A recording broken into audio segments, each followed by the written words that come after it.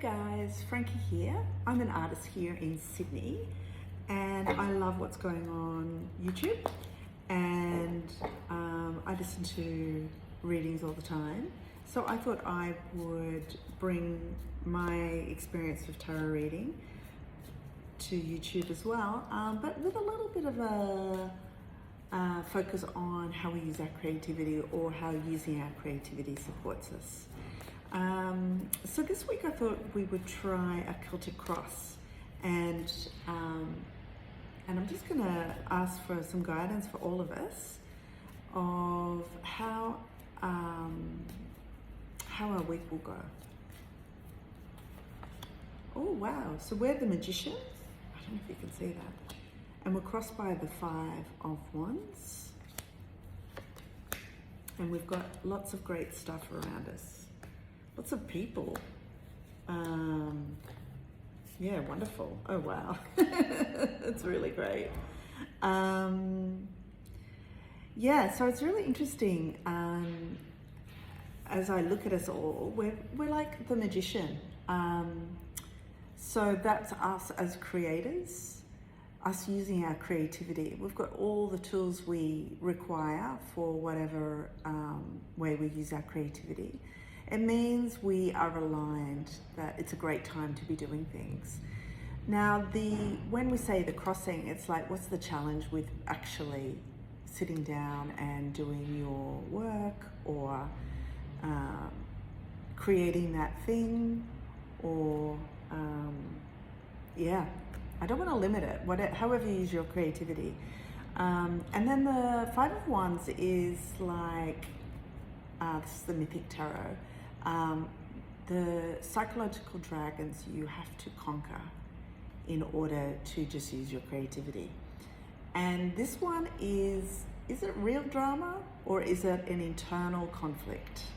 So either you're in active competition with other people that use their creativity. Maybe you're about to enter the Archibald or something like that. And so what comes up when you enter the competitive field? Or what inner conflict have you got around competition, for example? Anyway, what it's all saying is that we have got this gorgeous sense of inspiration and emotional well-being, like a real sense of stability, that your needs are met emotionally.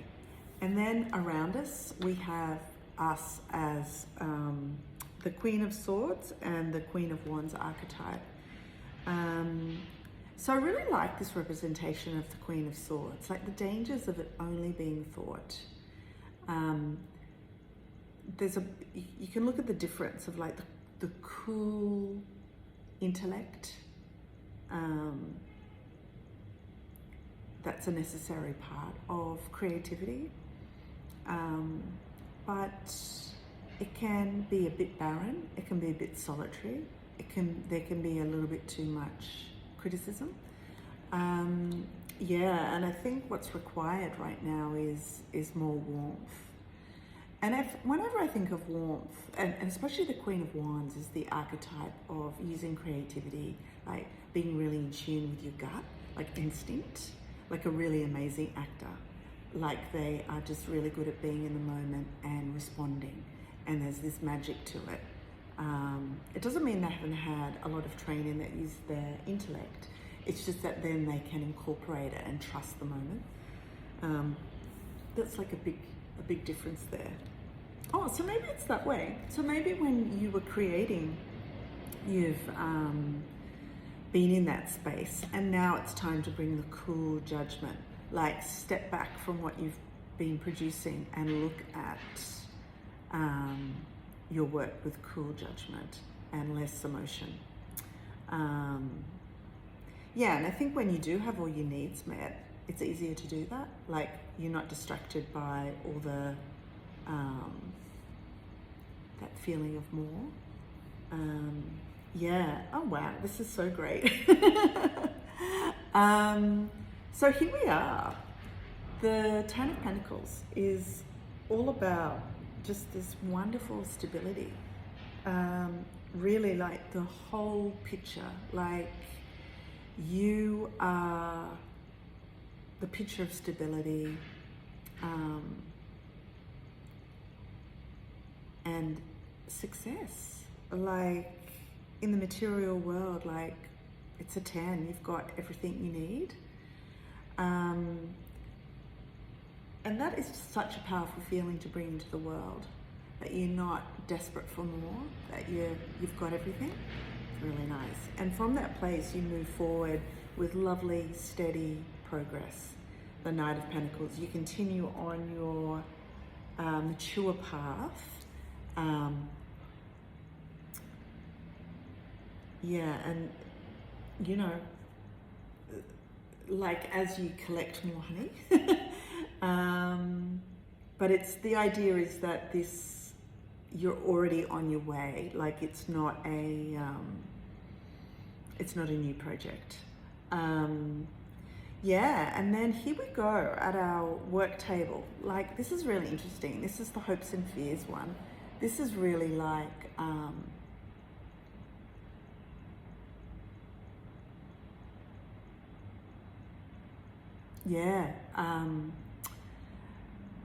don't be impulsive to cut stuff out. Like this is all about being really mature and slow paced. And bringing a discerning eye to your situation of great stability.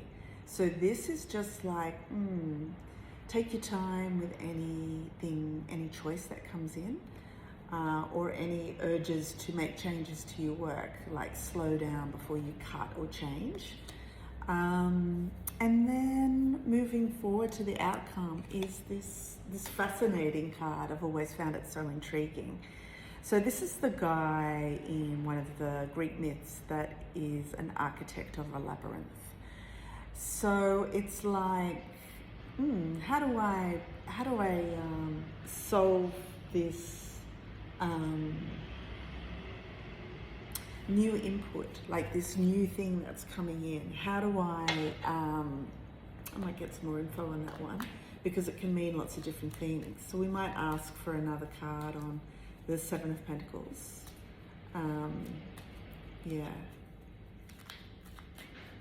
Yeah, but so much stability. So I think that's what it's saying with the Two of Pentacles. Like, you know, with all this stability, like then in comes something that might feel like it rocks your boat a little bit, upsets the balance, but as we all know, that's very important. But I think the emphasis is on impulsive rather than a choice. Yeah. Oh, strength. Oh, that's really interesting. So the strength to discern the value of an opportunity. So if you've got the capacity to build something so amazing as a labyrinth, don't get caught in it. I think it's what it's saying. Just keep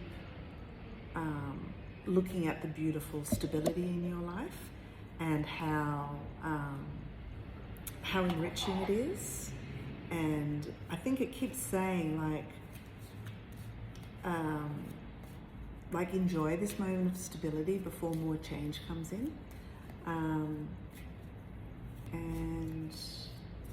And I think the thing I'm really getting here is what nourishes you. Like, what else can you look around in your life that nourishes you? Because I think sometimes it's as simple as completing a project. Like, if you know you're almost there with something big. So what could you nourish your world with, your creative world with, that will help you complete the project? Ooh, and then before you start a new one. Oh, how wonderful. That's great. All right, guys, good luck with your week. Enjoy the stability.